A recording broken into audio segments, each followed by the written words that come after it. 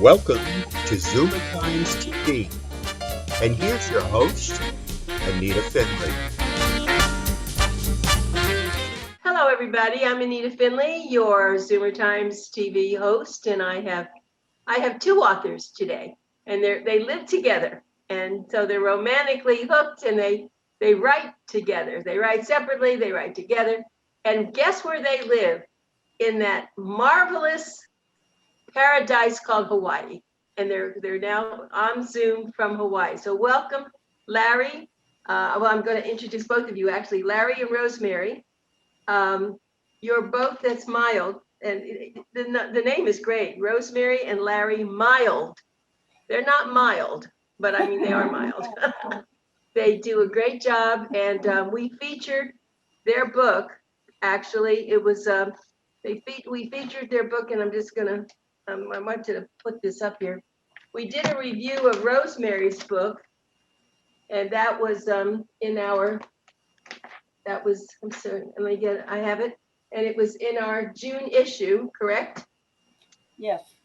And then we also did another full page of all their books, which is hard to believe. Not But all. there they are. They have more. They have more. We just took an assortment of 6 of them, right? Right. Okay. So now what we're going to do is talk first to Rosemary about her book because it's hysterical. Most of it's hysterical, not all of it, because they lost a daughter who, was very ill and passed away. So that's at the very end. But most of the book is very, very funny, lovely. And I'm just going to ask you if you would read something just to give everybody a feeling. Well, first, before you do that, why don't you tell us, Rosemary, why you wrote this book called In My Next Life, I'll Get It Right. I have been writing personal essays for many, many years. And I always look at myself as kind of a quirky, off the wall person. I was in an elevator with 2 strange women about 15 years ago. And for some reason, I blurted out something silly I had done that morning. And I said, in my next life, I'll get it right. And they laughed. And I thought, that's a title. I'm going to have to write a book about this. Yeah. So I have all kinds of different takes on life. My senior decade, other people have senior moments. I'm having a senior decade. I love that. Like I woke up in the middle of the night and I thought I'd just get a drink of water. And in the kitchen, I see a creepy crawly up on a high cabinet. And I got out the raid and I sprayed and sprayed good and hard. And in the morning, I came, and I wasn't wearing my glasses. And in the morning, I came in the kitchen for breakfast, and I discovered I had sprayed an unpainted exposed cabinet screw. Oh, you're. That's Oh, my life these days. That's okay. Well, I can understand that in the middle of the night, and yeah, I'm glad because you scared me. I thought, oh, what did she have there? Okay, let me show everybody. This is the book cover. It's very funny, and there she is. It's a caricature of Rosemary. She's much prettier than that, but that's good. That's what caricatures do. So this is her book, and we hope that you will, after we get a little bit more interview here, I hope you'll buy it because it will give you lots and lots of fun time to read something. It goes pretty fast. They're not really long chapters. And she's really quite an intellect, even though a lot of these are funny. So let's start with something. I asked Rosemary if she would read. I love to have authors read. And I saw the title of this particular essay. It's called I Married My Bedroom Set, which I think is hysterical. So why don't you take that and do something with it? I wrote this essay when we lived in Maryland in a 5-bedroom house. And now we're squished into a 2-bedroom apartment. However, we still have the furniture. If you come to my house to visit, you might have a hard time finding me because I plan to take up residence in our master bedroom with its new furniture. You'll find me kneeling at the shrine of my triple dresser. I'll be smiling at myself in my trifold mirror. This assemblage is not just a headboard, two dressers, a bachelor chest, a mirror, and nightstand. Oh no, this is woodenware worship, described in the manufacturer's brochure. Romantic European bedroom collection influenced by the Empire era and King Louis Philippe. Pecan solids finished in hand-rubbed golden fruit wood. In Judaism, when a bride and groom marry, they pledge their eternal fidelity to one another by signing a ketubah, a marriage contract. We are considering composing a furniture ketubah. It will read like this. Be sanctified unto us as our bedroom set. We will love, honor, and respect you, allowing no nicks or watermarks to deface you. We promise to grace you with furniture polish and sustain you in your perfection. May there be peace in our bedroom and the confidence and serenity that come with knowing in our hearts that we have chosen wisely and within our budget. Now, our arrival at this blissful state was not straight and narrow. Month after month, we kept looking for furniture. In each store, we asked ourselves, how can there be so much and we still can't find what we want? We encountered a world of bedroom styles, massive Greek Doric columns, but we didn't want to slumber in the Parthenon. Gracefully carved sleigh beds where all we needed was the horse to pull us through the woods to grandmother's house. Canopies draped with organdy guaranteed to collect dust bunnies.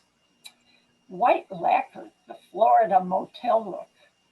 And we learned a new vocabulary like finials, ornaments that sit atop the tall bedposts. The finials look like swirls of soft ice cream before you take the first lick. It was nobody's fault, of course. Our taste bore no resemblance to anything on the market. Running out of options, we finally headed for a huge discount store in Virginia. We called it Last Chance Furniture Gulch. I said to Larry, this better be good. And it was. We made a decision. My dedication to our boudoir was not quite complete. I was thinking of adding a codicil to my will. You see, I want to be buried with my headboard. There's plenty of room for Larry, too, if he wishes. It's a king-size bed. My headboard, my headstone. In the soft rolling grasses of the cemetery will stand the pecan headboard with its elegant carved leaves. It will require 66 inches, and the posts with their ice cream finials, yes, we bought those. They will majestically rise into the sky like arms reaching into the clouds. What an appropriate resting place for a woman who loves to read in bed. Absolutely hysterical. That's what I said. It has so much flavor. And is it true? Yeah, just about. Almost. So Larry, what did you have to say about that? All I can do is join her in her revelry. No, I've always enjoyed that piece. Now, you want me to read something or what? Yeah, we're going to do that also. But just hold on a minute because I want to finish with this. I want you to know, so when you write something like this, Rosemary, do you just write it and you have to make a lot of changes? What do you do? And then you read it to Larry and get his opinion. How does that go? I write the first draft and then I edit and edit. I spent my career as a career editor starting at Harper's Magazine. So editing to me is like carving out of a piece of marble. And I hone it, and I do the same thing with our books. Actually, Larry says he's more devious than I am, so he writes the first draft of all our books and then turns it over to me. So I add scenes, I flesh out characters, make things more dramatic, and cut where I think I should. And Larry says that I slash and burn. I call it judicious pruning, which I learned Right. in Harper's Magazine. So that's how I work. I see. So that was one of the ones. Okay. Well, that just shows you what this book is about, because that's why I'd like you to think about purchasing this in my next life. I'll get it right, because there are many, many essays like this. That's just one that I found pretty funny, but there's so many, and it's all about things that you probably, have heard about it too. I mean, it's just as cute as can be, and it's funny, and so that's the book we featured, and I just wanted to get that done. Now, Larry, you don't write funny things like that, do you? Oh, yeah. Oh, you do? Yeah. I know, thought there's your a books are story- more there's a- mystery. There's a story behind every one of our books. But the one I had the most fun writing was a Okay. spoof on private detectives of the 1930s and 40s. And I can read a piece from The Misadventures of Slim O'Wits. Wait. The Misadventures of what? What? Slim O'Wits. Let me. Slim O'Wits. Okay. Put the book up so I can see it, because I don't think that was one of the ones that I got here. No, I don't have that one. So you just put that up on the up there. Okay. Oh, yeah, I see. Okay. Great covers. Your covers are terrific also, I must say that. We do our Okay, own so tell covers us about it. now. Probably the best way to do this is the first three paragraphs of Slim and None, a chapter. It's 8 short stories in the book. Okay. You can find me in the phone book under private investigators. Wits, Slim O, right after Wilton, Hubert B. They don't have a proper section for shamases or gumshoes, not even see private investigators listing. But that's what I do for a living, and I'm good at it. Voluptuous has the notion that she is more than just my secretary. I let her think so because it's cheaper than giving her away. Yeah, voluptuous. That's her name, and she's got the soft curves to prove it. Her turquoise feline eyes, sculptured nose, and full baby lips don't hurt her looks none either. Besides, her being a law student is like having a get out of jail free card on the payroll. It's Vo's bright idea to advertise in the book. The word's out that I'm a throwback to the gumshoes of the 1930s and 40s. You know, the likes of Sam Shade, Flip Marlowe, and Mike Slammer. The hard-boiled private eyes with the hidden honest streaks and deep soft spots for the hard-boiled damsels in stress. In reality, I prefer mine over easy, both my eggs and my women. Mostly I investigate errant spouses, the unfaithful, the gamblers, the embezzlers, the runaways, the otherwise missing, and the mashugana kind too. I answered the jangling phone. Slim O'Wits investigations. Yeah, £1.50, lean, a pound of Swiss, half a dozen rolls, a round rye. Sure, right away, I hang up. My phone number is 1 digit off from a delicatessens, and I'm constantly annoyed by all the wrong numbers. Callers have a hell of a lot of chutzpah. They get pretty nasty when I can't tell them the right number. Don't they hear me say investigations? So now I'm accepting orders and being very polite. So sometimes I say I'll throw in an extra side of slaw or a slab of halva. When they get hungry enough, they'll figure they'll use the phone book. Meanwhile, I put on 12 pounds from just listening to all the food orders. Oh my, that is very funny. That's very unusual. That's very cute. Well, each story story of the 8 is a different mystery, and how he bungles and what have you. Did that ever happen to you that you had a phone number that was wrong? Yes, when I lived in Norfolk, Virginia, we, that happened. It was Madison 5800. But it wasn't a delicatessen. Yeah. It wasn't. Oh no, it was a delicatessen. Yes, that's what gave Was me it the idea. really?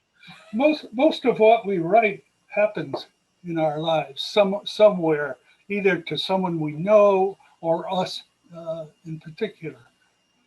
But what do authors write about? They write about life experience, and Yeah, it's what you know. right. We, Or we philosophy, published you're right. we published a short story called Tsunami that takes place here, and it starts with a string of 28 robberies that took place on the North Shore of Oahu. But it didn't happen here. It happened when we lived in Maryland to a nearby neighborhood. So we used it here on Oahu. And it Ah. turned out all the robberies took place when people accidentally left back doors open, and the burglar could just see in. There was a purse on the kitchen table. And the odd thing was, so I incorporated that into the story. And the funny thing was, my best friend from Smith College called me to tell me that she and her husband had been robbed. They were gardening in the front yard, had left the back door open, and burglars came in and stole a lot of stuff. So we put all that in the story. So as Larry said, we incorporate everything we have ever learned and heard. Do you have like a little notebook you carry with you when you go places to make notes and jot things down? I scribble things on a pad in my purse, or at here I have folders. In my next life, I'll get it right. I've got a second book going. Of things I wish I'd put in the first one. Yeah, do Our you have enough? realism extends to people as well. Our first mystery, Lox and Cream Cheese. We sprayed the entire book with relatives, and we brought out their strongest traits. And the funny part about it is we changed their names, of course. I was going to say that, yes. Yeah, and they all read the book and never saw themselves at all. Oh, But that's so funny. and that book, our first mystery, Lox and Locks and Cream Cheese, is about a psychoanalyst who happened to have been my father, and his goofy housekeeper cook, Molly. She was very shrewd, but she also skews the English language. And she's in all three of our first mysteries. She'll say, I have to take my calcium so I don't get osteoporosis. Ferocious. Wait, I want to go back to seeing that cover. Did you tell me once before you do all your covers yourself? Well, No. now we do the last half a dozen or so. But we do have a graphic designer in Annapolis, Maryland, named Marilyn Dre, who's excellent and has done many, many covers for us. So you, in a sense, you know what you want to see, and maybe you can't do it yourself, but you explain it, and then. Yeah. Well, not only Let me that, ask- I give her some crude artwork so she knows what to build on. So now I have a question about that. It seems that we all are used to having beautiful covers, but lately, some of the books coming out are just words. What do you think about that?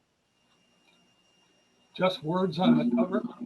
Yeah, I've seen that. All the latest ones coming out, they're just words. They're not doing what we normally think of a book cover. They don't want to pay for the creative arts. Is that what it is? Yeah.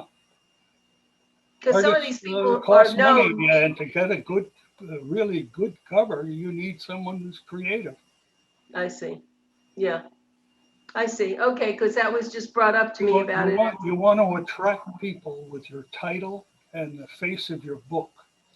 I see. We have a lot of stoppers. Is in the same series as Locks and Cream Cheese. There's Boston Scream Pie. I have no Boston Scream Pie. Yes, I have that one on Hot show Grudge here. Sunday. And that stops people when they're walking by, when we're at a craft fair or whatever to do signings. And you can see people turning their heads and looking at those titles. Yeah, I see that. I do have, as a matter of fact, I do have the Lox and Cream Cheese. That's one of the books that you did feature. Yeah, I do remember that. So, yeah, you have, and it's cute how you use the name and twist it like Hot Grudge Sunday. Larry is a punster. Oh, is he? Loves fun. So I've kind of, bought into that. It's the 13th sign of the zodiac. It's a Zaniac.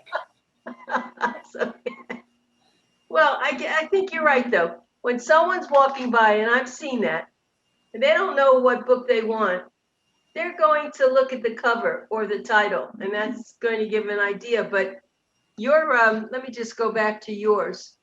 I think what was so good was the caricature, and you told me someone did that for you at one point.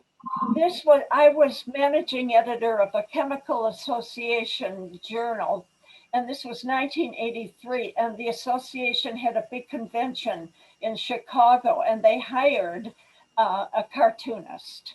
And so she did everybody's caricature, and that's where I got that from. Yeah, I think that was perfect, as a matter of fact. And, it's funny. Your last name's very unusual. I don't know of any other Milds. Are there a lot of them around? There are some. The only ones that are related are in Akron, Ohio. But Larry, you told me that maybe Malamud was in the past? Malamud is Okay. the name that my father came from Russia with. So it Or may be. actually, it's Ukraine now. And But okay, but Larry, your last name is Mild, no?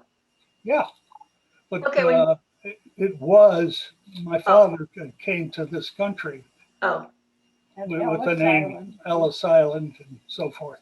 and so what did Mild come from? I mean, that's kind of. His brother came first, and he named him. I guess it was the misunderstanding at the sign-in or whatever it was, and the guy decided it was mild, like soap and cigarettes and whatever. I see. Well, it looks like we've run out of time. I mean, this went so fast, but you got a lot of very good things in here. I was glad that you were able to share, Larry, some of the things that you did, because I was not aware of all that you are really There are two things I'd like to set straight. One, okay. Miriam, our daughter, died a victim of a terrorist bomb on Pan M103 over Lockerbie, Scotland. You're right. I remember that. She was one of 35 Syracuse University students on board. Yes, I apologize. I do remember that now. Another thing I'd like to bring up is the fact, I'll get it straight. Yeah. This is what's known as a daruma. And you want to do this? Yeah. It's Japanese, and it's from, it's based on the Bodhidharma, the founder of Zen Buddhism. You buy one of these in a Japanese store here, and they come without eyes. And when you have a goal or quest set out for yourself, you color in one eye. After you've reached your quest, then you color in the other eye. Awesome. So we were going to do this for all our books, but we have 17 books now. We bought 8 of these. Hold it right. Oh my goodness. But now that we're living in this small apartment, we don't have room for 17 Dharma dolls. But anyway, that's what we have. I'm glad you told me that. Would you spell that for me a minute? DARUMA. Dharma. I Daruma. can't roll my R's properly like the Okay, Japanese. that's great. Well, thank you. I always learn something, and yes, I do apologize about your daughter. I do remember that was a horrific thing, and yes. So thank you all so much, and we really appreciate that you were with us, and we wish you so much good fortune and keep writing, and you're publishing these yourself, aren't you? So you could just keep getting them out as much as Yes. you want. Yes, We have more in the our, fire. our publishing company is called Magic Island Literary Works. Perfect. Magic Island Literary. That's perfect. Well, And let's thank stay you. in touch though, because you are really a perfect pair. I must tell you that. So thank you so much. I really have enjoyed being with you, and I love what you've been doing. That's great. So you're getting younger, not older, remember. And thank you both. We have Thank so you for much the appreciation. opportunity. Yeah, well, you. it's my pleasure. And we'll see you again, I'm sure. Oh, yes, please. Okay. Be Bye, well. everybody.